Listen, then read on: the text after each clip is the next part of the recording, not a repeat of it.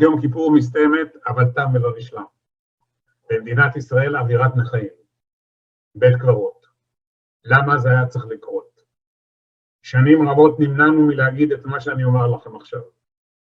תשמעו על אורח לבכם, אל תשכחו אף פעם, ספרו את זה לילדים ובעיקר לנכדים. צה"ל ניצח את מלחמת יום כיפור. צה"ל ניצח את המלחמה הקשה ביותר שהייתה לנו מאז היותנו עם חופשי במדינת ישראל. ומי שניצח את המלחמה הזאת זה לוחמים בשטח. בחילות היבשה, בחילות האוויר ובחילות הים. אדריכל הניצחון הוא הרמטכ"ל הטוב ביותר שהיה לנו, כי הוא ניצח את המלחמה הקשה ביותר, דוד אלעזר, המכונה דדו, זכרו לברכה. וכמה עובדות על הנחרצות שלי. עובדה מספר 1. קווי הפסקת האש מלחמת יום כיפור בחזית הצפון, 35 קילומטר מבירת סוריה דמשק, אני הייתי שם. וקווי הפסקת האש בחזית הדרום, 60 קילומטר מבירת מצרים כעיר, אלוף אריק שרון, זכרו לברכה, היה שם. אף טנק סורי ואף טנק מצרי לא איימו לא על ירושלים, לא על טבריה, לא על תל אביב, ואפילו לא על טבריה. וזאת המלחמה האחרונה שכלל צה"ל מגויס. זאת המלחמה האחרונה שנלחמנו מעטים מול רבים. ושלא תבינו אותי לא נכון. אני לא מזלזל לא בחמאס ולא בחיזבאללה. אבל כל שדה קרב שהיה לנו מאז מלחמת יום כיפור, היינו רבים מול מעטים בכמות ובאיכות. מלחמת יום כיפור מביאה שלום עם המצרים. בתחילתו היה קר, היום הוא שלום מאוד חם. מלחמת יום כיפור מביאה שלום עם הירדנים, ומלחמת יום כיפור מביאה שקט מול הסורים ברמת הגולן מעל 40 שנה. יושב מולכם מישהו שהיה שותף לירי טנקים ביני לבין טנקים סורים עד מלחמת יום כיפור, עם הרוגים משני הצדדים. מאז מלחמת יום כיפור לא קרה מקרה כזה. מלחמת יום כיפור מביאה מעשה מכונן במזרח התיכון.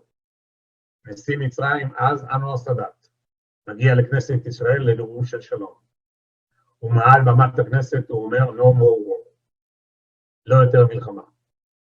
חברים, נשיא מצרים הוא מוסלמי. מוסלמי מאמין. למוסלמי מאמין להגיע למרכז השלטון של היהודים, זה לא עניין שלו בכך. אולי הוא בחוכמתו הבין שאיתנו במלחמות זה לא ילך. אנואר סאדאת שילם על כך בחייו. החלק בעם שלא הסכים איתו, רצח אותו ב-1981. וכשמולים 30 שנה לרצחו, גלי צה"ל, שולח כתב, לראיין את הבת של אנואר סאדאת בקהיר.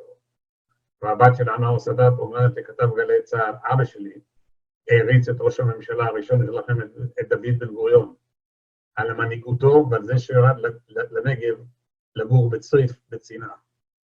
אבא שלי, אומרת הבת שלנו, תכנן להסיט את הנילוס לבן גוריון, שיהיה לו מים, אבל לא הספיק לעשות את זה, כי רצחו אותו.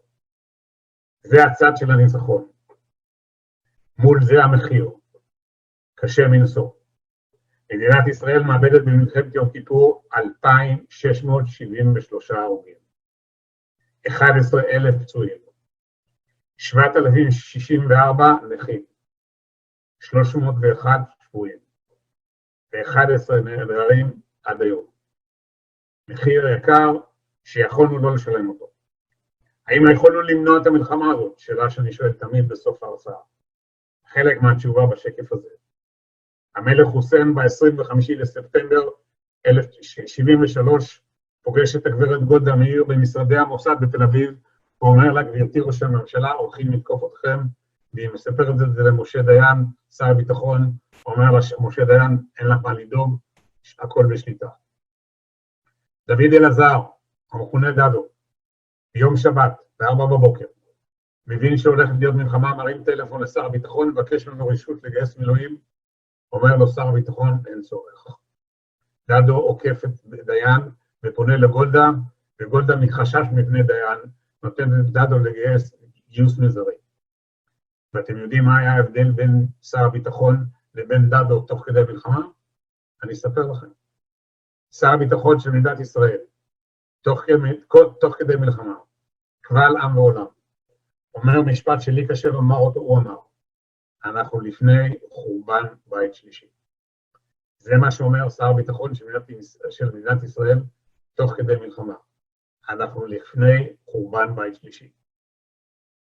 דוד אלעזר דדו, 4 ימים אחרי שהמלחמה פרצה, בג'יפ שלו ברמת הגולן, זה מתועד בטלוויזיה שחור לבן, אומר כך, אנחנו משנים את פני המערכה, אנחנו מתחילים לתקוף אותם, אנחנו נשבור להם את העצמות ואנחנו ננצח. דדו צדק. ממשלת ישראל ממנה את השופט שמעון אגרנט לחקור את מלחמת יום כיפור, והוועדה על שמו מוציאה את הדרג הצבאי אשם יותר מהדרג המדיני. דדו מתפטר. לא הרבה זמן אחרי שהוא מתפטר, ליבו לא עומד לו, והוא נפטר מדום לב.